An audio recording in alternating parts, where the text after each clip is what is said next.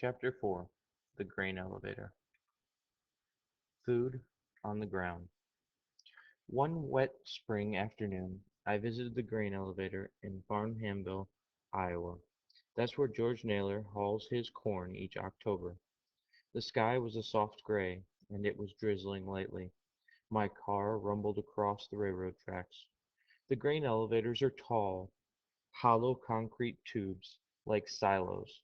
They are the tallest buildings by far in this part of Iowa. You can see them for miles, but what stood out on this gray day was a bright yellow pyramid, the size of a circus tent, pitched near the base of the elevator. It was an immense pile of corn, left out in the rain. The year before, farmers in the Midwest had had a bumper corn crop. It was too much for the elevators to handle, so some was just dumped on the ground. Even now, 7 months later, there was still a huge pile. As I walked around it, I saw golden kernels everywhere, ground into the mud by tires and boots. Most of this grain is headed for factory farms and processing plants, so no one worries much about keeping it clean. Even so, it was hard not to feel something was deeply wrong at the sight of so much food left out in the rain. The next afternoon, I met a Mexican American crop scientist named Ricardo Salvador, a professor at Iowa State University. He told me that he'd had a similar reaction the first time he'd seen kernels littering Iowa roads in October. Farmers haul their corn to town in big open wagons that scatter a light rain of corn behind them. Salvador said the sight of so much corn on the ground made him feel sick. In Mexico, for thousands of years, corn was honored as a source of life. Even today, he said, you do not let corn lie on the ground. To do so would be considered almost sinful. Salvador's reaction, like mine, came about because we were looking at corn the old-fashioned way, as a food. But the businesses that run the grain elevators and the industrial food chain do not look at corn as food. They look at it as a commodity, something to be bought and sold. The corn at the grain elevator was not the same kind of corn you or I eat when we have corn on the cob. What George Naylor grows, and what was in the pile by the elevator, is a type called number 2 field corn. These kernels are hard to eat, but if you soak them in water for several hours, you'll find they taste like lightly corn-flavored starch. It is not a food for human beings.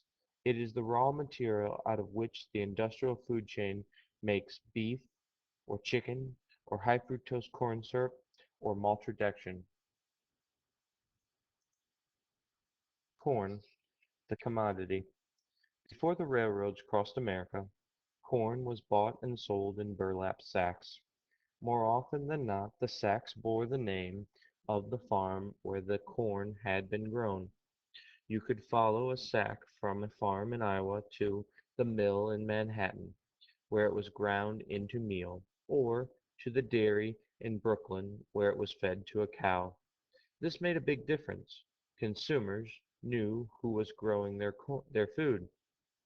They knew exactly what it was and where it came from.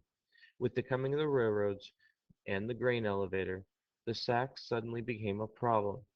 It's a lot easier to break the corn down into kernels and pump it, like a liquid, into the grain elevators and into the railroad cars. The sacks and the names of the farms had to go. Corn from hundreds of different farms was now mixed all together in a great golden river. The river of corn would flow from the farms to the buyers anywhere in the world. Since the buyer couldn't know whose corn they were purchasing, the Chicago Board of Trade made up a category called Number 2 field corn. Any batch of Number 2 corn was guaranteed to be as good as any other Number 2 field corn. The river of corn. At the height of the harvest, The grain elevator in Farmhamville runs 24 hours a day, 7 days a week. When George Naylor delivers his truckload of corn, it is weighed and graded, and his account is credited with that day's price per bushel. At that point it is no longer George Naylor's corn. It becomes part of the vast river of corn flowing out of the Midwest towards your supermarket. I watched a pile of corn pour into a railroad hopper car painted with Cargill's blue and yellow logo. That car was joined to a train more than a mile long, holding 440,000 bushels of corn. Yet that number is a tiny fraction of all the corn produced in the United States. American farmers produce 13 billion bushels of corn a year, and that's up from 4 billion bushels in the 1970s.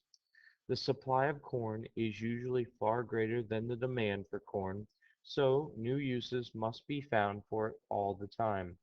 People have to consume it in new ways, in new kinds of processed food. Animals that never ate corn before must be taught to eat it. We have to turn it into ethanol fuel for our cars. We have to get other nations to import it. My plan when I came to Iowa was to somehow follow George Naylor's corn on its path to our plates and into our bodies. I should have known that tracing a single bushel of industrial corn is as impossible as tracing a bucket of water after it's been poured into a river. Making matters still more difficult, the Golden River of corn is controlled by a tiny number of corporations.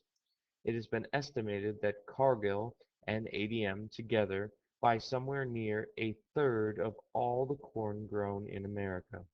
These two companies guide corn's path every step of the way. They sell the pesticides and fertilizer to the farmers. They operate most of the America's grain elevators. They ship most of the corn exported to other countries. They mill the corn into its different parts to be used in processed food. They feed the corn to livestock and then slaughter the corn fattened animals. Oh yes, don't forget that they also help write many of the rules that govern this whole game. Yet, in spite of their size and power, Cargill and ADM are almost invisible. Neither company sells products directly to consumers, so they don't advertise. They work in secret and seldom cooperate with journalists. Both companies refuse to let me follow the Corn River as it passed through their elevators, pipes, freighters, feedlots, mills, and laboratories. 90,000 kernels. Let's imagine a bushel of number 2 field corn. One bushel holds about 90,000 kernels. Those kernels could come from dozens of different farms. Some might be George Naylor's Pioneer Hybrid 34H31. Some might be his neighbor's genetically modified variety. They're called 33P67. Some might be kernels grown from atrazine, that's a herbicide or weed killer, now banned in Europe but widely used in the United States.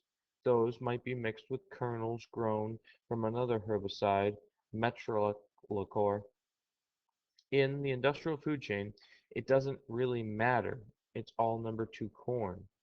Where do those 90,000 kernels wind up?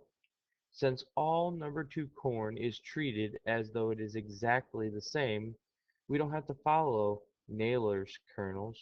We just have to follow the main branches of the river of corn as it flows and divides through the industrial food chain. As you can see, most of those kernels wind up being fed to animals. Much of that goes to feeding America's 100 million beef cattle, and the place they are fed is the American factory farm. The factory farm takes the raw material, corn, and turn it into another product, meat. If you count all the chickens, pigs, and fish, there are hundreds of millions of food animals raised on factory farms every year. These animals once were raised on family farms and ranches. Now they are gathered together in great eating camps where they consume the mounting pile of surplus corn. One of the strangest parts of the industrial food chain is the way it forces some animals to eat corn, and the saddest example of this might be what it means for cows. The cow is by nature not a corn eater. Getting cows to eat a corn diet takes a heroic effort on the part of the factory farm, but the river of surplus corn is waiting, and so the cow must be forced to consume it and turn it into beef you and I can buy. Enter the corn-fed American steer.